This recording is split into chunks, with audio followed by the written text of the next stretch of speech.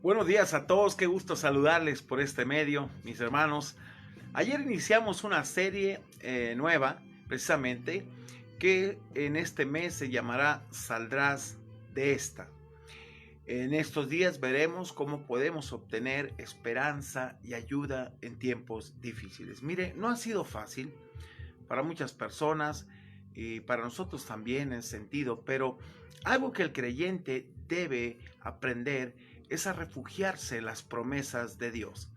Y que tal vez en este tiempo Dios lo ha usado precisamente para que le conozcas más y dependas en una forma total y absoluta en Él.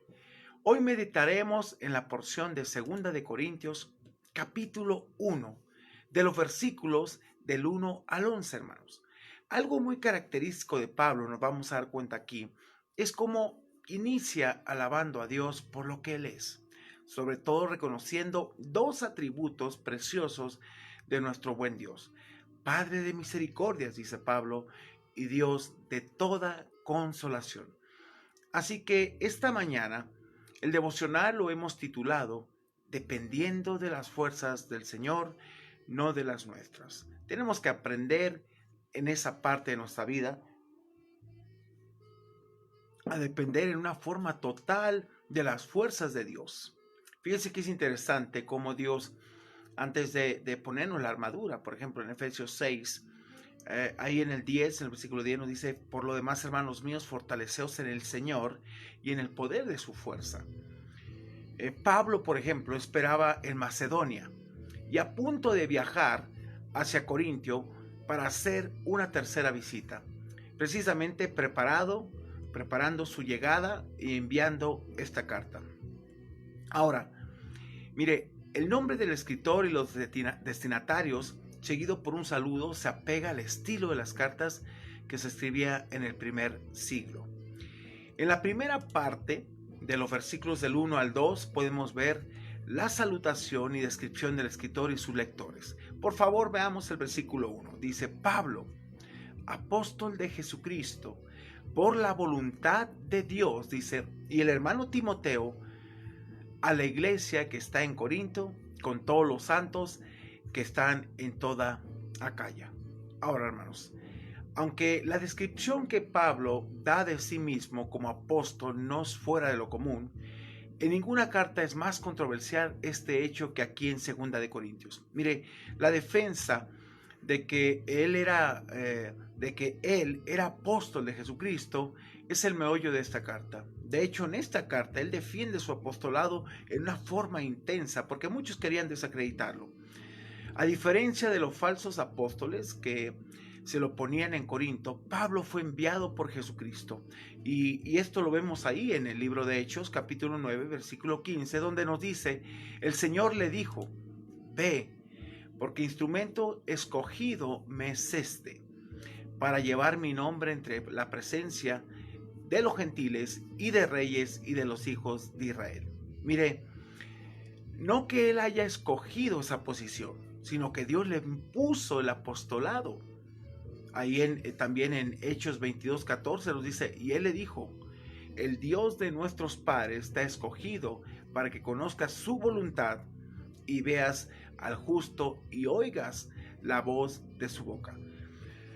Uno de los ayudantes más amados de Pablo en el ministerio era Timoteo. Él también se menciona en estos versículos iniciales y también en otras epístolas, por ejemplo Filipenses, Colosenses, 1 y 2 de Tesalonicenses y Filemón. Timoteo se unió a él al comienzo de su segundo viaje y demostró ser un invaluable colega para él, de verdad, un hijo amado y un hijo en la fe, el cual Pablo había engendrado en sus viajes precisamente.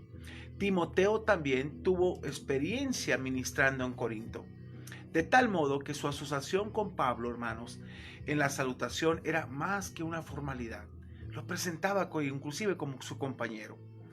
A pesar de que Timoteo era protegido de Pablo, el apóstol lo consideraba como un hermano, al igual que en Colosenses y en Filemón habla también de él de esta forma. Aunque había motivos para preocuparse acerca del destino inmediato de la iglesia de Dios que estaba en Corinto, Decía Pablo ahí en 2 Corintios 11:3, pero me temo que como la serpiente, con su astucia, engañó a Eva, vuestros sentidos sean de alguna manera extraviados de la sincera fidelidad a Cristo. Pablo tenía confianza en que aquellos que la componían, la iglesia precisamente, pertenecían a Dios. Ahí en Hechos 18, del 9 al 10, nos dice precisamente, entonces el Señor dijo a Pablo, en visión de noche, no temas, sino habla y no calles. Fíjense qué interesante esto. La razón en el 10 dice, porque yo estoy contigo y ninguno pondrá sobre ti la mano para hacerte mal, porque yo tengo mucho pueblo en esta ciudad. Dios había determinado cumplir una tarea con Pablo y la iba a llevar a cabo. Eso es algo importante. Fíjense, y ningún poder podía arrebatarlo de él en el sentido. Por supuesto que eso es cierto, no solo de los corintios, sino de todos los cristianos que vivían en la región que rodeaba a la capital de Acaya. Ellos también eran santos, hermanos, apartados por Dios para servirle, aunque no eran precisamente inmunes a la controversia de Corintio ni a sus consecuencias. Versículo 2, por favor. Aquí Pablo extiende su saludo y dice, gracia y paz a vosotros de Dios nuestro Padre y del Señor Jesucristo. Gracia aquí se refiere al amor de Dios en acción, siendo la paz su resultado. Ambos aspectos se mostraron en el ministerio de Jesús. Pablo tenía la esperanza de que esta salutación, hermanos, pudiera encontrar eco en la vida de los corintios en tanto que él los pastoreaba. Y de los versículos del 3 al 11, Pablo enseña acerca de agradecer siempre por el consuelo de Dios y sobre nuestras vidas día con día. Ahora, una de las muchas paradojas, hermanos, de la vida cristiana es que la gracia de Dios se experimenta más profundamente no en las mejores circunstancias, sino en las que parecen ser peores. Sin importar cuánto deseen ser exaltados los cristianos, hermanos, es a menudo en la humillación donde encuentra la gracia de Dios sobre sus vidas. Ese es el tema que permea esta carta y encuentra una expresión intensa en las acciones de gracias paulinas. Versículos 3 y 4, por favor. Me encanta esta porción porque es una de las porciones que más he disfrutado al conocer cómo es Dios. Versículo 3 dice, bendito, alabado sea el Dios y Padre de nuestro Señor Jesucristo, Padre de misericordias y Dios de toda consolación. Qué interesante es esto. El cual, dice el 4, ponga atención en esto, el cual nos consuela, dice el Señor, cuando en todas nuestras tribulaciones. ¿Cuál es el propósito de todo esto? Dice, para que podamos también nosotros consolar a los que están en cualquier tribulación. ¿Cómo podemos consolarlos? Bueno, por medio de la consolación con que nosotros somos consolados por Dios. Pablo menciona aquí tribulaciones, presiones, angustias 9 veces en esta carta. En el versículo 4, 2 veces, en algunas se traduce tribulaciones, en otras se traduce angustias. Sin duda, hermanos, todos los cristianos, escúcheme, experimentamos tribulaciones, todos.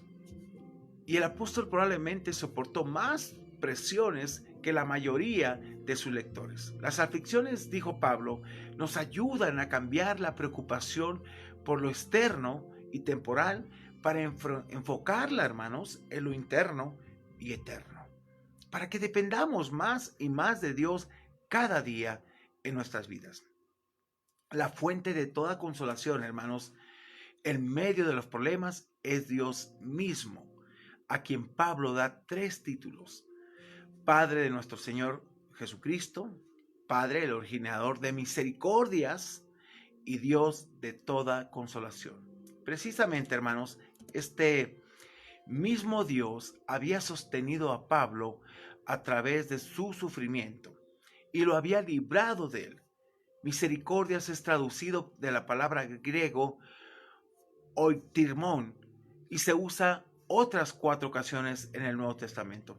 Mire, es interesante, hermanos, así como los dones espirituales no se otorgan solamente para beneficio del receptor, sino que deben ser usados para servir a otros. Primera de Pedro, capítulo 4, versículo 10 nos dice, cada uno, según el don que ha recibido, cada uno de nosotros tenemos un don. Ministrelo a los otros, póngalo en práctica como buenos administradores de la multiforme gracia de Dios. Así también el consuelo con que nosotros somos consolados por Dios permite a los creyentes consolar a otros. Mucha gente está en situaciones en las cuales nosotros, en medio del dolor que estamos pasando o pasamos, podemos consolar más adelante a otras personas. Esto es muy importante. Mire, nos ha tocado casos de personas que han perdido a seres queridos y de una forma muy fuerte. En 2 días se han ido dos, 3 familiares. Pero es increíble cómo Dios actúa. Y a veces cuando me dice, pastor, antes de ser consolado, consolada, he dado más consolación a través de la palabra de Dios. Y sin importar las cosas, no te das cuenta a veces, a pesar de las circunstancias que pueda estar viviendo la persona, puede traer vida a otra persona en esas circunstancias adversas. Hermanos, el consuelo de Dios se canaliza a través de las personas y por medio de la oración. En griego, Pablo utilizó alguna forma de la palabra consolación 5 veces en los versículos 3 y 4 y 5 veces más en los versículos 5 al 7. Entonces veamos los versículos del 5 al 7, por favor, y démonos cuenta el actuar de Pablo y sobre todo, precisamente, entendamos el propósito de cada aflicción. Pero así como la aflicción llega a nuestra vida, también llega la consolación oportuna de parte de Dios para tu vida. Esa es la gran ventaja. Esa es la gran ventaja que tenemos de un Dios maravilloso. Versículos 5 al 7 dice, porque de la manera, escúcheme esto, por favor, dice que abundan en nosotros las aflicciones de Cristo, van a seguir mientras estamos aquí. Hermanos, todos aquellos que queramos vivir conforme el deseo de Dios, vamos a pasar aflicción. Es parte de las aflicciones de Cristo. Dice el pasaje, así abundan también por el mismo Cristo nuestra consolación. Y Pablo decía, pero si somos atribulados, en el versículo 6, es para vuestra consolación y salvación. O si somos consolados, es para vuestra consolación y salvación, la cual se opera en el sufrir las mismas aflicciones que nosotros también padecemos. Todo mundo las va a padecer. ¿Sabes qué? Nada te exime, nada te va a librar como hijo de Dios de pasar por estas situaciones, porque Dios está forjando un carácter en ti, un carácter dependiente completamente de Dios. Por eso el título del devocional saldrá esta, y más cuando dependemos de Dios. Versículo 7. Dijo Pablo, y nuestra esperanza respecto a vosotros es firme. Sabía Pablo, pues sabemos que así como sois compañeros en las aflicciones, también lo sois en la consolación. Así como pasamos situaciones difíciles, también podemos ayudar a otras personas a ser consoladas. Mire, los sufrimientos que Pablo experimentaba eran consecuencia precisamente de su relación con Cristo. Hermanos, hay situaciones que vamos a pasar como cristianos, pero esas situaciones van a servir de gran capacitación para tu vida. Mateo 5:11 nos dice, bienaventurados sois cuando por mi causa os vituperen y os persigan y digan toda clase de mal contra vosotros mintiendo. Colosenses 1:24 dice, ahora me gozo en lo que padezco por vosotros y cumplo en mi carne lo que falta de las aflicciones de Cristo por su cuerpo, que es la iglesia. Pablo se gozaba en las aflicciones porque también Cristo las padeció. Y hermanos, déjeme decirle algo. Mucha gente a veces tiene un concepto equivocado de la vida cristiana y piensa que todo tiene que ser precisamente sin pasar nada. Y a veces ellos determinan qué pruebas pasar, qué no. Y es interesante cómo a veces Dios parece ser que no está actuando ahí porque no se le deja. Pero tienes que ser muy, muy claro en esto. Hay un pasaje que me encanta, 1 de Pedro 4:1. Y fíjense lo que dice: puesto que Cristo ha padecido por nosotros en la carne, fíjense lo que nos dice: vosotros también armaos del mismo pensamiento. Wow, ¿qué significa? Que tengo que tener en mente que voy a pasar por situaciones complicadas en mi vida, pero Dios está ahí. Mientras continúa predicando el Evangelio, sufría a manos de hombres y de las privaciones que eran parte de su tarea. Pero los sufrimientos de Pablo estaban acompañados de una consolación que sobrepasa todas las aflicciones.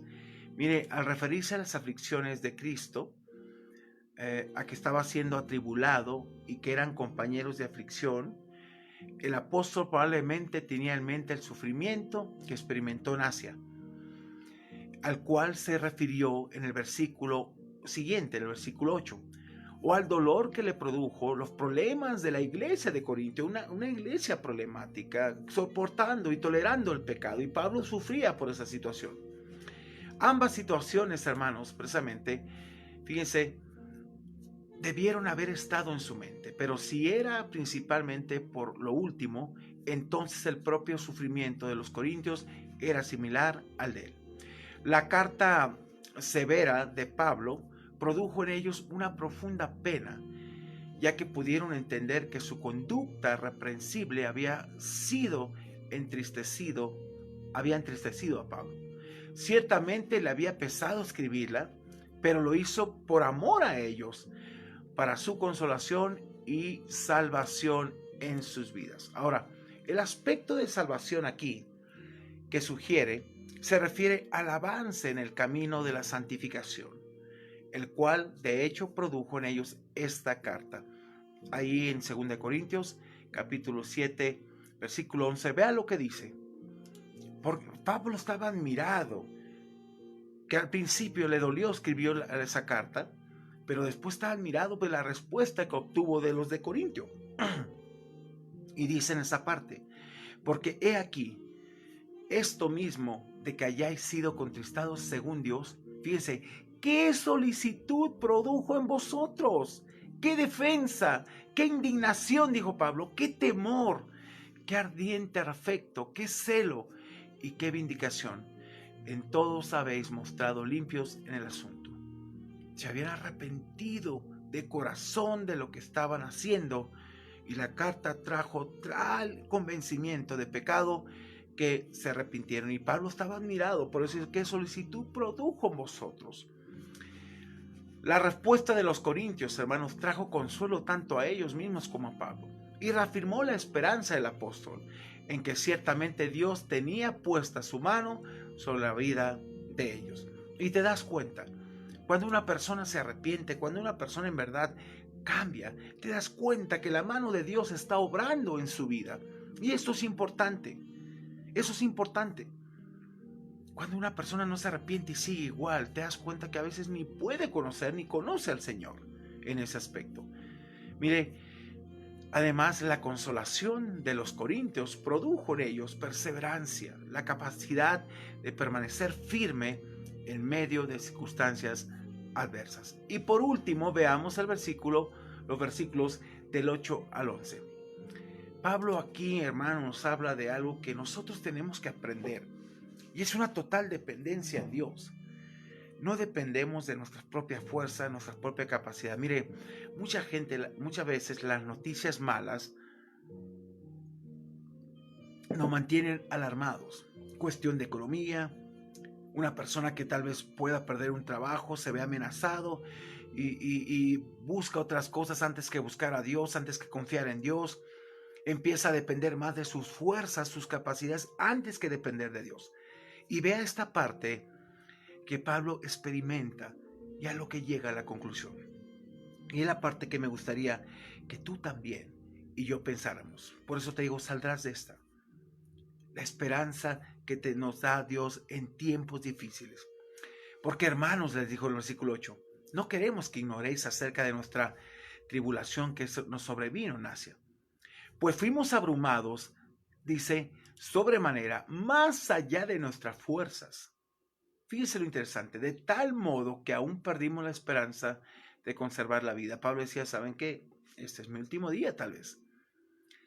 Pero ve al 7, por favor. Siempre ponga atención en las palabras que dice la Escritura. Ve al 7. Pero tuvimos en nosotros mismos sentencia de muerte. ¿Cuál fue el propósito al cual Dios lo llevó aquí?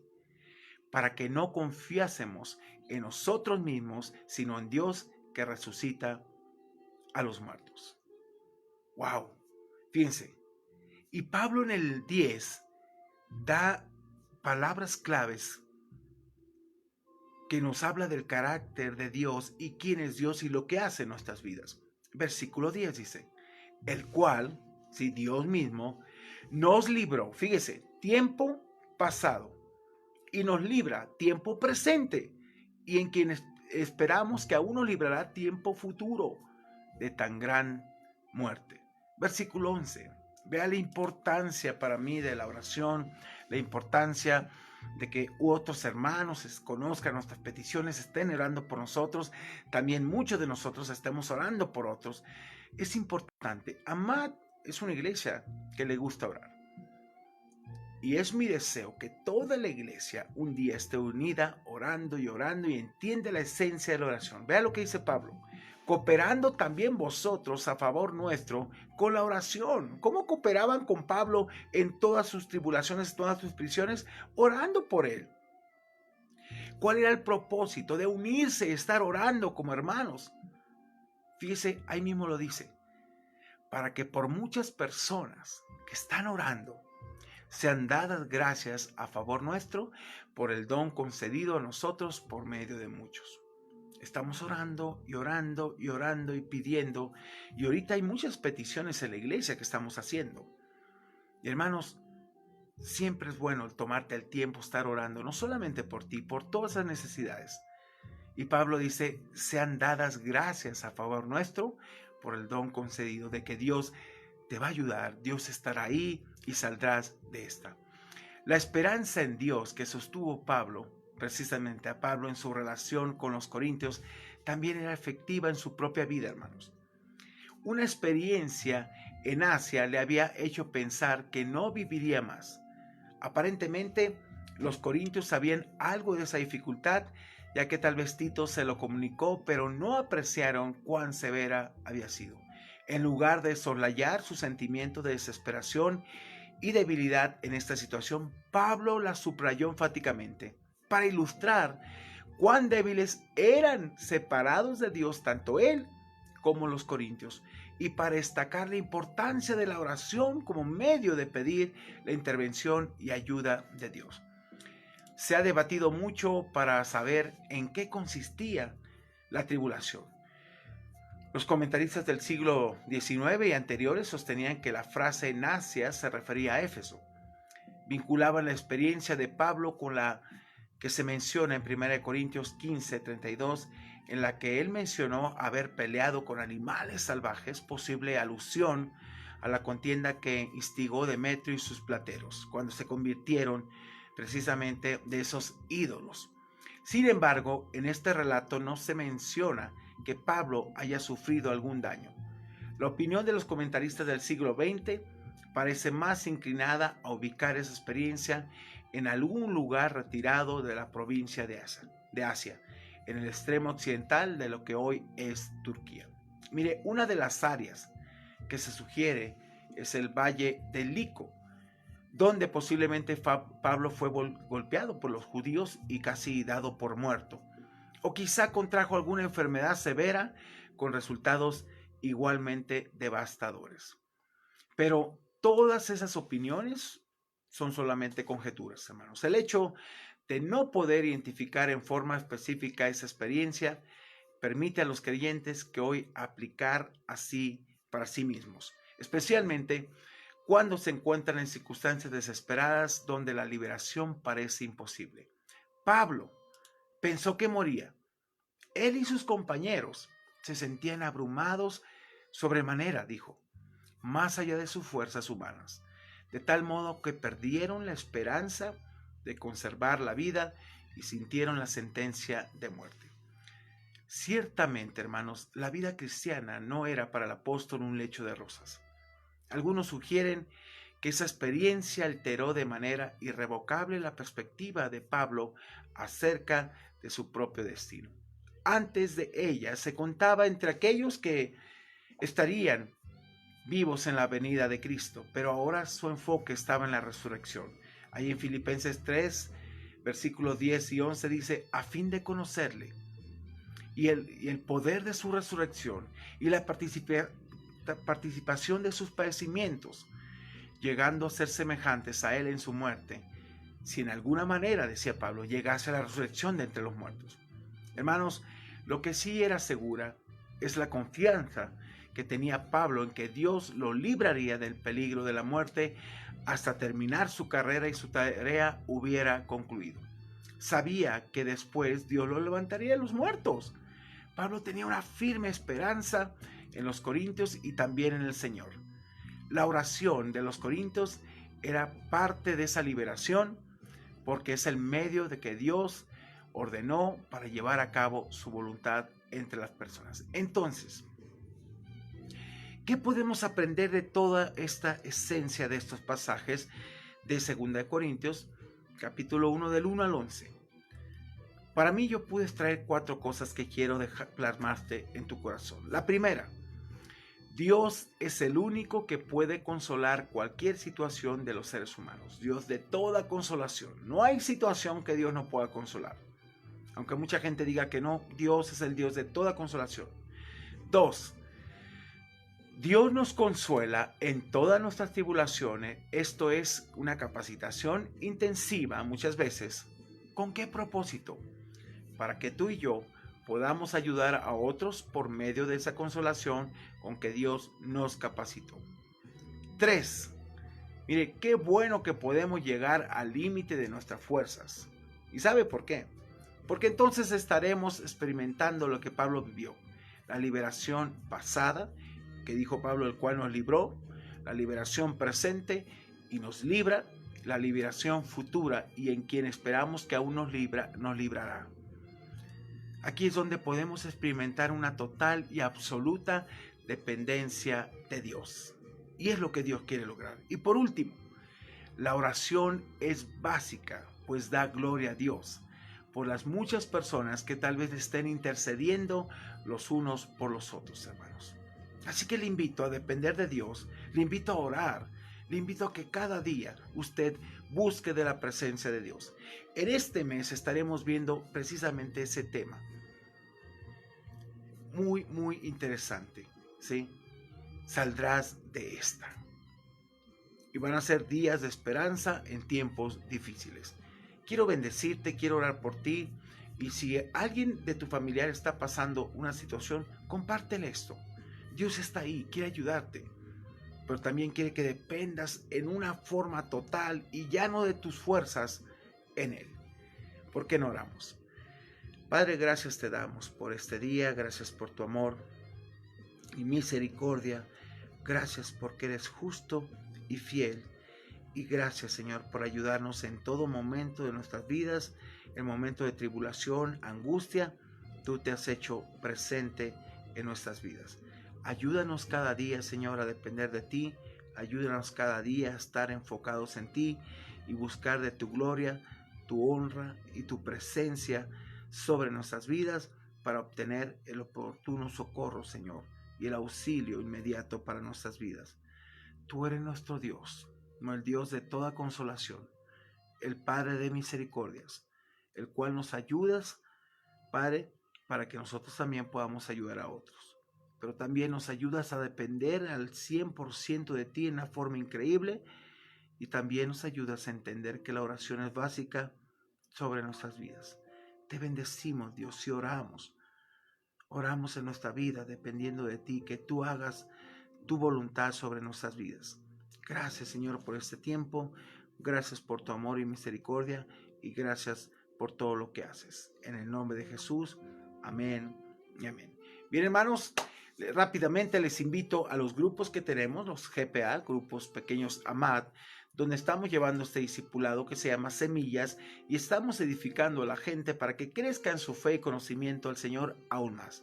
También el miércoles, no te olvides, a las 8 de la noche tenemos nuestro servicio de oración. Únete a este tiempo. Mire, este tiempo nos hemos dado cuenta de lo básico que es la oración en ese sentido en nuestra vida.